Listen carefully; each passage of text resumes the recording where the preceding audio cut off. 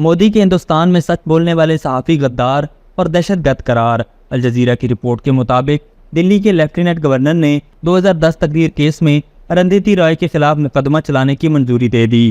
Minute نے report کیا ہے کہ یہ الزام سیاسی قیدیوں کی رہائی کی کمیٹی CRPP کے زیر اہتمام 21 اکتوبر 2010 کو آزادی واحد راستہ کے زیر اہتمام ایک کانفرنس میں ارندھتی رائے کی تقریر سے متعلق ہے۔ صحافی ارندھتی رائے نے کہا ہے کہ کشمیر کبھی بھی ہندوستان کا حصہ نہیں رہا، یہ ایک تاریخی حقیقت ہے۔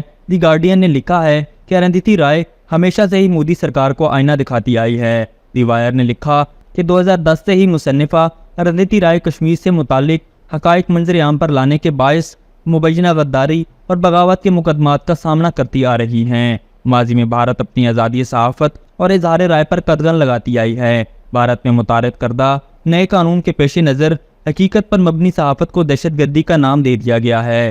سال 2010 سے اب تک 154 صحافیوں کو مختلف الزامات لگا کر مقدمے دائر کیے جا چکے ہیں۔ فری سپیچ کلیکٹیو رپورٹ کے مطابق جیل میں قید صحافیوں کی زیادہ تر تعداد کشمیر کے حق میں آواز اٹھانے والوں کی ہے۔ UAPA کی مد میں 16 صحافیوں پر مقدمے دائر ہیں، جن میں سے 7 جیل کی سلاخوں کے پیچھے ہیں اور 8 صحافیوں کو بیل پر رہا کیا جا چکا ہے۔ وجے پرساد نے اپنے ایک بیان میں کہا ہے کہ مصنفین پر غداری کے الزام اور صحافیوں کی گرفتاریوں سے مودی حکومت میں جمہوریت کی مردہ حالت عیاں ہو چکی ہے۔